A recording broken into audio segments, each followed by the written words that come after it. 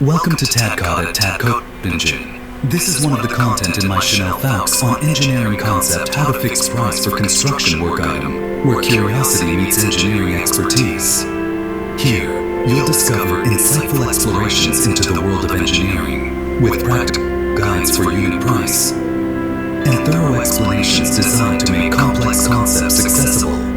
Whether you're a seasoned professional or just starting out, our content is crafted to inform and inspire. Stay until the end, as every segment is packed with valuable information on the causes of price rise and fall. If you enjoy it, consider subscribing and sharing. Together, let's contribute to Ethiopia's construction industry. ሰላም ቻናሌ ተከታታዮች እንደምን ቆያችሁ? ዛሬ ይዤላችሁ የቀረብኩት የ20 ሴንቲሜትር ቶፕ ሶይል ኤክስካቬሽን ዩኒት ሬት ነው። በዛሬው ቶፒካችን ላይ የዚህን ዋጋ አተካከል እንመለከታለን። እንግዲህ በባለፈው ቪዲዮ ላይ እንደገለጽኩላችሁ አንድ ዋጋ ሲገመት የራሱ የሆነ ፕሮሲጀር እንዳለው ተነጋግረናል። ይህንን እንደ መሰረታዊ ፕሪንሲፕል ተጠቅመን በቀጣይ የሚሰሩ ስራዎችንም በዚህ አይነት መልክ እንደምንሰራ አሳውቃቸዋለሁ ማለት ነው። በመሆኑም ቶፕ ሶይል የምንለው የላይኛው የመሬት ክፍል ቬጂቴብል ማተር የሚበቅልበት ሲሆን ይሄን 20 ሳንቲም ቶፕ ሶይሉ ኤክስካቬት ይደረጋል። በመሆኑም የዚህን ዋጋ እያንዳንዱን አስፈላጊ የሆኑ ግብዓቶችን ተመልክተን የምንሰራበት እና ካልኩሌት የምናደርግበት ይሆናል ማለት ነው። እንግዲህ ቶፕ ሶይል ኤክስካቬሽን በሁለት አይነት መንገድ ነው ማንሳት የሚችለው። አንደኛ በማሽነሪ ቤዝድ እና ሁለተኛው ደግሞ በሌበር ቤዝድ መስራት ይቻላል ማለት ነው። እንግዲህ እያንዳንዱን በምንጠቀምበት ጊዜ የተለያየ አፕሮች ይኖረናል። በተለይ ከዋጋ እና ከዩኒት ሬት ጋር በተያያዘ የማሽን ስራ የተሻለ በሊስት ዋጋ የሚያሰራበት ኮንዲሽን እንዳለ እናያለን ማለት ነው። ለዛሬው ዲስከስ የምናደርገውና በሰፊው የምንወያይበት ሌበር ቤዝድ ኤክስካቬሽንን እናያለን ማለት ነው። ሌበር ቤዝድ ሆኖ ስንሰራ በሰው ኃይል የሚሰራውን ዩኒት ሬት ካልኩሌሽን እንመለከታለን ማለት ነው። በመሆኑም የዚህን ካልኩሌሽን በምንመለከትበት ጊዜ በሌበር በምንሰራ ጊዜ አራት መሰረታዊ ነገሮች አሉ። አንደኛው ምንድነው? ማቴሪያል ኮስት እንመለከታለን። ሁለተኛ ደግሞ የዚህ ሌበር ኮስት ይህንን ስራ የምንሰራበት የሰው ኃይል አደረጃጀት፣ ሶስተኛ ይህን ስራ ለመስራት የሚያስፈልገውን የሰው ኃይል እና አራተኛ ኢንዳይሬክት ኮስት የሆነውን ኦቨርሄድ ኮስት እና ፕሮፊት ማርጂንን ፊክስ እናደርጋለን ማለት ነው። ስለዚህ በሌበር ቤዝድ በምንሰራበት ጊዜ በመሰረታዊነት ያው በቁፋሮ ስራ ወቅት ማቴሪያል ኮንሲደር የምናደርገው የለም። አፈር ያው ለሙሌት ወይም ኮምፓክት ለማድረግ በግዢ የሚመጣበት ኮንዲሽን አለ። ያንን አሁን በዚህ ሐሳብ ውስጥ ግምት ውስጥ ሳናስገባ የቁፋሮውን ሂደት ብቻ እንመለከታለን ማለት ነው። ሌላ ከዚህ ጋር ተያይዞ ያለው ዲስፖዛል ነው። ዲስፖዛልን እዚህ ውስጥ ግምት ውስጥ አናስገባም ማለት ነው። ቀጥታ ለስራው የሚያስፈልገውን የሰው ኃይል አሬንጅመንት ነው የምንመለከተው ማለት ነው። በዚህም መሰረት የሰው ኃይል ተሳትፏቸው ምን ይመስላል የሚለውን ስንመለከት አንደኛ ፎርማን ያስፈልጋል። ስራውን የሚቆጣጠር ፎርማን ያስፈልጋል። ሁለተኛ ስራውን በቀጥታ የሚሰራ የቀን ሰራተኛ ያስፈልጋል። ከእንደገና የቀን ሰራተኞቹን ጋይድ የሚያደርግ የሚያስተባብር ሰው የታለመለትን አውትፑት ታርጌት እንዲመታ ጋንግ ሊደር ያስፈልጋል ማለት ነው። ስለዚህ በእነዚህ አሬንጅመንቶች መሰረት የሰው ኃይል አሬንጅመንታችንን እንሰራለን ማለት ነው። የሰው ኃይል ችንን እናደራጃለን። የሰው ኃይላችንን እናደራጃለን። ሌላው በዚህ ቶፒክ የምናየው በሌበር ቤዝድ አናሊሲስ ውስጥ የምንመለከተው የማቴሪያል ነው ኢኩዊፕመንት ነው። ኢኩዊፕመንት ብዙ የለም፣ እንደ ሌበር ቤዝ እንደ ማሽነሪ ቤዝድ አይደለም። ያው ኢኩዊፕመንት ይህን ስራ ለመስራት የሚያስፈልጉ ሲምፕል ቱልሶች ናቸው። እነ አካፋ፣ እነ ዶማ፣ ሰምታይምስ ዊልባሮ አይነት ነገሮችን ኮንሲደር እናደርጋለን።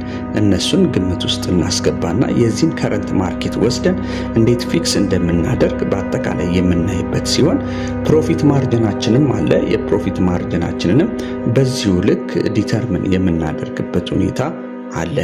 ስለዚህ እነዚህ ነገሮች ኢን ዲቴል የምንሄድበትና የምናይበት ይሆናል ማለት ነው። እንግዲህ ይህንን በምንሰራበት ወቅት አሰምሽኖች አሉን።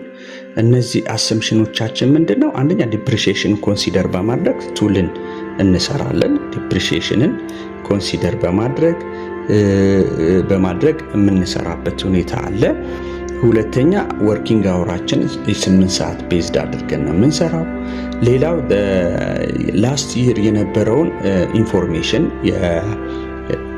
የሌበር የማን ፓወር ክፍያዎች ለዚህኛው እንደ ግብዓት እንጠቀማለን።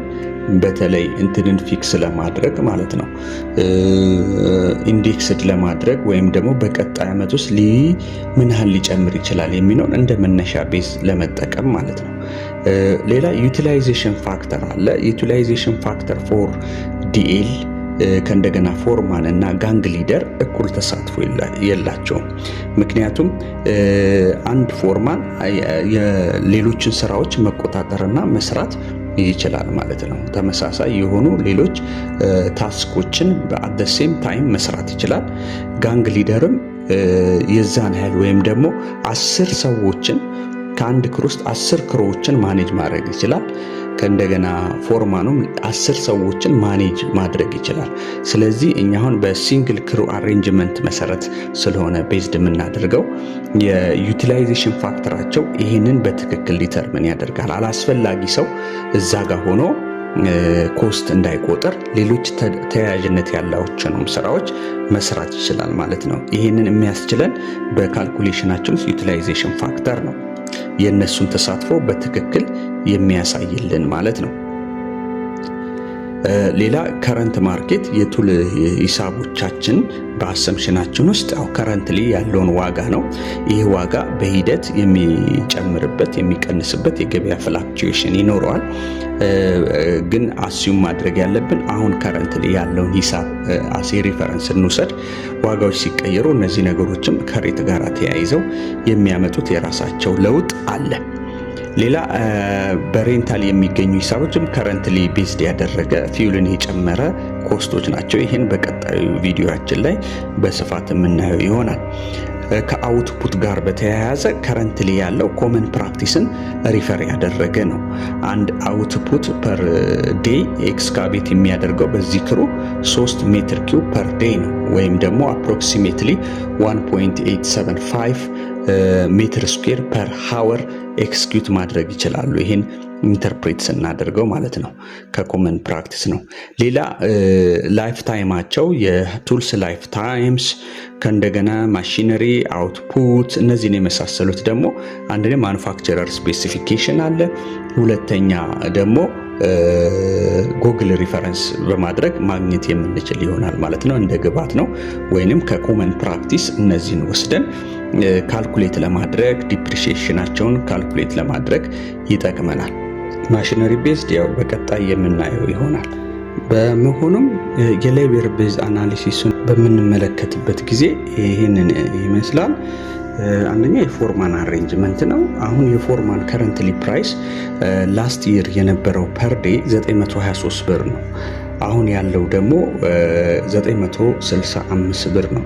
ከረንትሊ ያለው ወይም እየጨመረ እየመጣ 965 ብር ነው።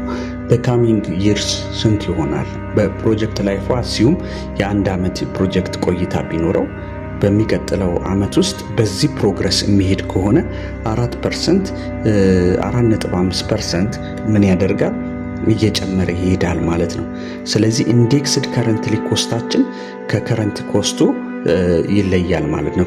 ከከረንት ኮስቱ ኢንዴክስድ የሆነውን እንጠቀማለን ማለት ነው። ሌበር 350 አምና ይከፈል የነበረው አሁን ወደ 450 እስከ 500 ድረስ የሚደርስበት ኮንዲሽን አለ። ስለዚህ የዚህ ኢንክሪመንቱ እስከ 28.6% ድረስ የደረሰበት ሁኔታ እናያለን። ስለዚህ በቀጣይ 1 ዓመት ፕሮጀክታችን ውስጥ እስከ አለዋንሱ ድረስ 468 ብር ፐር ዴይ አንድ ዲኤል ይከፈለዋል ማለት ነው። ይሄ እንግዲህ አንደኛ ከቤኔፊት ከምናምን ጋራ ከግብር ጋራ ተያይዞ ያሉትን ኢንክሉድድ አድርገን በእያንዳንዱ አይተም ላይ ይህንን ይችላል ብለን ያስብነው ዋጋ ነው ማለት ነው። ስለዚህ ኢንዴክስ ከመሆኑ በፊት ሌሎች ጣጣዎችን ሁሉ በዚህ ውስጥ ይከፈላሉ ብለን ያስብነው ዋጋ ነው። ጋንግ ሊደር አምና 400 ይከፈለው ከሆነ ዘንድሮ 480 እስከ 500 ብር ድረስ ይከፈለዋል ማለት ነው። ሌላ ኤክስካቬሽን ኦን ዲ ማነው ኤክስካቫተር ሬንታል ቤዝ ነው። ይሄ ከፍሮም ከረንትሊ ካለው ፕራይስ ያው የምናገኘው ነው 4870 ብር ዊዝ ፊውል ሬንት ያደርጋል ማለት ነው። ፐር ዴይ ሳይሆን ፐር ሃወር ይሄንን ፐር ሃወር 4870 ብር ያስከፍሉናል ማለት ነው። እሱን ግብአታችን ይሆናል። ሁለተኛ የምናየው ደግሞ ማኑዋል ኤክስካቬሽን አውትፑታቸው ፐር ሃወር ቤዝድ እንዴት ይሆናል? ፐር ሃወር ቤዝድ ስንሰራ ፎርማኑ ቅድም በሰራነው ሂሳብ መሰረት የሃወርሊ ቤዝዱ ሂሳብ 125.45 ይሆናል ማለት ነው። ዩቲላይዜሽን ፋክተሩ 10% ነው። ሌላው ተሳትፎውን በሌሎች ጉዳዮች ላይ ሊጠመድ ይችላል ማለት ነው። 100% ይህንን ስራ ጋይን ለማድረግ መቀመጥ የለበትም። ወይም ደግሞ በሌላ አነጋገር የስራው አይተም ይሄ ብቻ ከሆነ የዚህ አይነት ግሩፖችን 10 የሚያሉ ሰዎችን መቆጣጠር ይችላል ማለት ነው። ዴይሊ ሌበረር 100% ነው ተሳትፎ በአሰምሽናችን ላይ እንዳስቀመጥ ነው ማለት ነው። ስለዚህ ዴይሊ ኮስቱ ይሄንን ይመስላል። ኢንዴክስ ዴይሊ ኮስቱ ይሄንን ይመስላል ማለት ነው። ከእንደገና ጋንግ ሊደርም ልክ እንደዚህ 10 ግሩፖችን ሊድ ማድረግ ይችላል ማለት ነው። ካቦነቱ ለ10 ሰዎች መሆን ይችላል ማለት ነው። ወይም ደግሞ በሌላ ስራዎች ውስጥ ኢንጌጅድ ማድረግ ይቻላል ማለት ነው። በመሆኑም እነዚህ ዩቲላይዜሽን ፋክተርን ኮንሲደር ያደረገው ሃወርሊ ኮስታቸው ይሄ ነው ማለት ነው። አዛን አሰምሽን ይሄንን አሰምሽናችን ላይ አልጠቀስነው አሲዩም 1000 ሜትር ስኩዌር ካሬ 1000 ሜትር ካሬ የሆነ ኤክስካቬት የምናደርገው ኤሪያ አለ ብለን አሳን አሰምሽን የወሰድነው። ስለዚህ ይሄ ለምን ይጠቅመናል? አንደኛ አጠቃላይ ኮስቱን ለመገመት ይጠቅመናል። ቀጥታ ዩኒት ሬቷን ከዚህ መመለስም እንችላለን። ሁለተኛ በዚህ ኮስት ውስጥ ያሉትን አጠቃላይ ስራው መቼ ያልቃል፣ መቼ ይከናወናል የሚለውን ለመገመት እንዲጠቅመን ብለን በ1000 ካሬ ቶታል ቮሊዩም ኦፍ ወርኩ ይሄን ያህል ነው ብለን በመነሳት ነው ስራውን ካልኩሌት እያደረግን ያለ ነው። በመሆኑም 53 ሰዓት ነው በአጠቃላይ ስራውን ለመጨረስ የሚያስፈልገው። የፎርማኑ ተሳትፎ 53 ሰዓት ነው አጠቃላይ ተሳትፎ። ዴይሊው 533 ሃወር ይፈልጋል ይህንን ታስክ ኮምፕሊት ለማድረግ ማለት ነው። በእንትናችን ላይ እንዳስቀመጥ ነው አውትፑት ፐር ዴዩን አድርገን ያገኘነው ውጤት ነው 533። ጋንግ ሊዱ ተሳትፎ 53% ነው፣ የዚህኛውን 10% ማለት ነው። በመሆኑ ቀጥታ የሆነ የጉልበት ወጪያችን ቀጥተኛ የሆነ የጉልበት ወጪያችን 41218 ብር ከ67 ሳንቲም ይሆናል ማለት ነው። እንግዲህ ቅድም እንዳልነው ዩኒት ሬቱ ፐር ሜትር ስኩዌር ስናካፍለው 41 ከ22 ቀጥተኛ የሌበር ኮስት ይሆናል ማለት ነው። በቀጣይ ደግሞ ዩኒት ኮስቱን ብቻ ዲተርሚን በማድረግ እንዴት እንደምናገኝ እናያለን ማለት ነው። ሁለተኛው ሀሳብ ቱልስ ናቸው። የቱልስም አናሊሲስ ምን ይመስላል? እንግዲህ ቅድም እንዳልነው የነዚህን ዲፕሪሺየሽን ኮስታቸውን ኮንሲደር ባደረገ መልኩ ዋጋ መቀመጥ አለበት ማለት ነው። አንድ ቱልስ ዋጋቸው ሃወርሊ ኮስታቸው ምን ያህል ነው? የሚያስፈልጉን ማቴሪያሎች አንደኛ ስፓድ ያስፈልገናል፣ ፒካክስል ያስፈልጋል፣ ዊልባሮ ያስፈልጋል። አንዳንድ ጓሎችን ወይም አንዳንድ ነገሮችን ለቁፋሮ የማይመቾቹን ጊዜያዊ የሆነ ዞር የምናደርግበት ወደ አንድ ቦታ የምንሰበስብበት ኮንዲሽን ስለሚኖር ዊልባሮን አካተናል ማለት ነው። በመሆኑም ስፓድ ያው 100% ነው ዩቲላይዜሽን ፋክተሮቹ ቱልሶቹ ቀጥታ ሰራተኛው እስካለ ድረስ ከሱ ጋራ እኩል ተሳትፎ አላቸው ማለት ነው። በመሆኑም ሬንታል ማነው ፐርቼዚንግ ኮስታቸው ስፓድ 500 ድረስ ነው። ፒካክስል 700 ነው። ዊልባሮ 4500 ብር ዋጋ ነው በገበያ ላይ ያለው ዋጋ ማለት ነው። ስለዚህ ኤክስፔክትድ ላይፍ ታይም አላቸው። እነዚህ ምን ያህል ስራ ይሰራሉ? ደህና ሆነው ስራውን ለመስራት ምን ያህል የሚያስፈልገው መሰረታዊ ነገር ነው። በመሆኑ ይህንን እንግዲህ ዳታ የምናገኘው አንደኛ ከስፔሲፊኬሽን ማግኘት እንችላለን።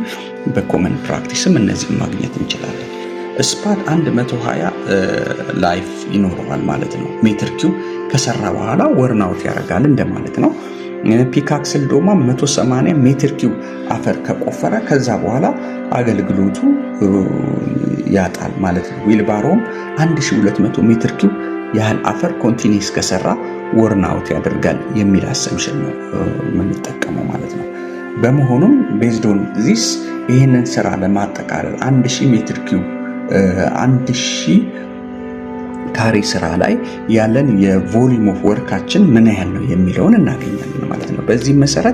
በዚህ መሰረት ወደ 200 ሜትር ኪዩብ የሆነ ስራ ያስፈልጋል።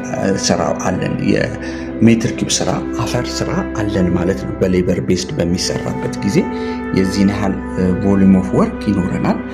በመሆኑም ነምበር ኦፍ ቱልስ ይህን ስራ ኮምፕሊት ለማድረግ ይህን ያህል ነው የሚያስፈልገን ማለት ነው። ከዚህ ውጪ ሌሎች ስራዎችን መስራት ይችላል ማለት ነው። በሬታቸው ሲባዛ ይህን የመሰለ ሂሳብ ይሰጠናል። ስለዚህ በአጠቃላይ ይህን ስራ ለመስራት ለእጅ መሳሪያዎች የሚያስፈልገን ወጪ 2361 ብር ከ18 ሳንቲም ወጪ ያስፈልገናል ማለት ነው።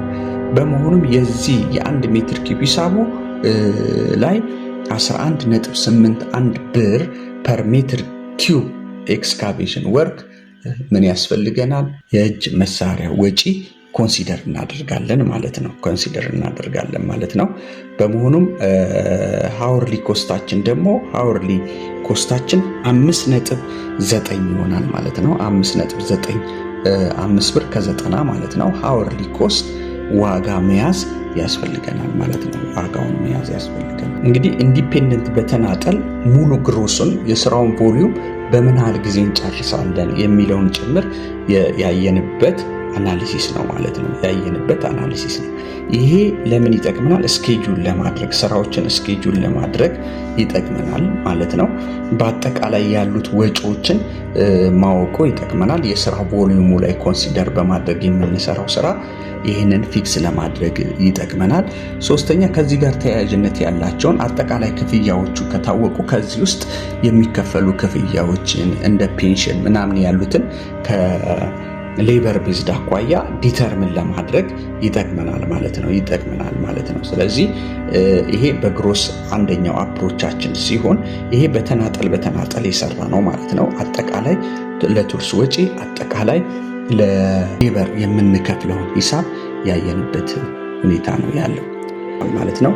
ዩኒት ኳንቲቲ ፐር ዩኒት ስራ፣ ሬት ፐር ዩኒት እና ኮስት ፐር ዩኒት እዚህ ጋር ተሰልተው የሚመጡበት ሁኔታ አለ ማለት ነው። አሁን እኛ የምንጠቀመው ሁለቱን ኮለኖች በመሆኑ ሌበር ኮስት ላይ ዩቲላይዜሽን ፋክተር እንደዚሁ የዴሊ ሌበረር ተሳትፎ አንድ ነው። በአንድ ክሩ አሬንጅመንት ነው። ስራውን አሁን ለመስራት ይሄንን ምን ማድረግ ነው ማለት ነው? 2 ታይምስ ማለት ነው። 10 ታይምስ ብናደርገው ስራውን ይሄን በአንድ 10ኛ ሬዲዩስድ እናደርገዋለን ማለት ነው። ታይሙን አሬንጅ እናደርጋለን። አስ ኤ ዩኒት ክሩ አሬንጅመንት ነው እየሰራን ያለ ነው ማለት ነው። ዩቲላይዜሽን ፋክተራቸው 7 ብር ከ29 ሳንቲም ሲሆን ይሄኛው ፐር አውትፑት ተካፍሎ የሚመጣውን ውጤት እናያለን። እዚህ ጋር ቅድም እንዳየነው የአወርሊ ኮስታቸው 5 ብር ከ90 ሆኖ መጥቷል ማለት ነው። አወርሊ ኮስታቸው 5 ብር ከ90 ቱልስ እንደ አጠቃላይ አንድ ቱልስ ሲኖር አወርሊ ኮስታቸው በቀደመው ሽት ላይ እንደገለጽ ነው አንድ ሆኗል ማለት ነው። ፑት ፐር ሃወር 1.875 ሰምሲንግ ነው። አውትፑት ፐር ሜትር ስኩዌራቸው ያ ነው። በመሆኑ ማን ፓወር ቅድም 77 ያገኘነውን ለዛ ሲካፈል ይሄን ቫልዩ ይሰጠናል። 41 ከ21 ሳንቲም ብር ፐር ሜትር ስኩዌር ቫልዩ ይሰጠናል። ኢኩዊፕመንት ዩኒት ኮስቱም ልክ 5 ብር ከ90 የነበረው ለአውትፑቱ ሲካፈል 3 ብር ከ15 ሳንቲም ይሆናል ማለት ነው። ስለዚህ እነዚህ ኤቢሲዲዎቹ ዳይሬክት ኮስት ፎር ወርክ አይተማችን ማለት ነው። ለቶፕ ሶይል ለማንሳት ቀጥተኛ የሆነ ወጪ ናቸው። ኤ ማቴሪያል ኮስት፣ ቢ ማን ፓወር፣ ሲ ኢኩዊፕመንት ኮስታችን ብለን እነዚህን ከፋፍለናቸዋል። በመሆኑም አጠቃላይ ይህን ስራ ለመስራት 44 ብር ከ37 ሳንቲም ያስፈልገናል ማለት ነው። 44 ብር ከ37 ሳንቲም ያስፈልገናል። እዚህ ጋር እንደምትመለከቱት ቅድም ባየነው ኮስት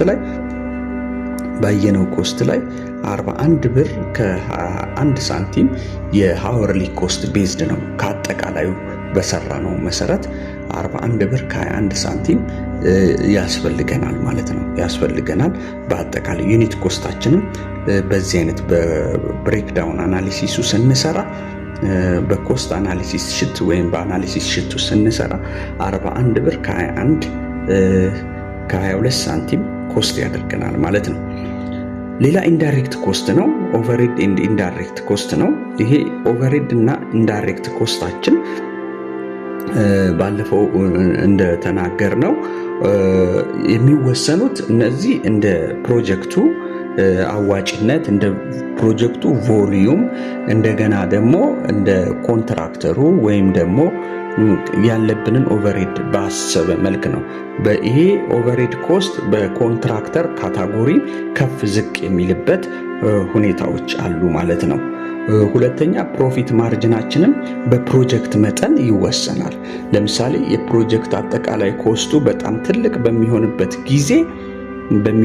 ጊዜ ፕሮፊት ማርጅናችን ዝቅ የሚልበት ከትልቅ ቮሊዩም ፕሮፊት ማርጅናችንን ከፍ አናደርግም፣ ዝቅ ነው የምናደርገው፣ መካከለኛ ነው የምናደርገው። በመሆኑ እንደዚህ አይነት ነገሮች ፋክተሮች አሉ ይህንን የሚወስንበት ማለት ነው። ስለዚህ ኮንትራክተር ደረጃ ከደረጃ 8 ከደረጃ 9 ጀምሮ እስከ ደረጃ 6 ከደረጃ 6 እስከ 5 ከ5 እስከ 4 ከ4 እስከ 1 ድረስ ባሉ ፕሮፊት ማርጅን እና ኦቨርሄድ ኮስቶች ይለያያሉ ማለት ነው። ምክንያቱም አንደኛ ከቢሮ ጋር ከስቴሽነሪ ከፖስታ መላላክ ጋራ በተያያዙ እዛ ባለ የስታፍ አሬንጅመንት ጋራ የፕሮፊት እና ኦቨርሄድ ማርጅንን ከፍ ዝቅ የሚያደርግበት ኮንዲሽን አለ። ሌላ ኦቨርሄድ ኮስት እንደ ፕሮጀክቱ አስቸጋሪነት፣ ዲስታንስ ፋክተር፣ አቬሌቢሊቲ፣ አክሰሲቢሊቲ እነዚህ የመሳሰሉት ፋክተሮች ኦቨርሄድ ኮስታችንን ከፍ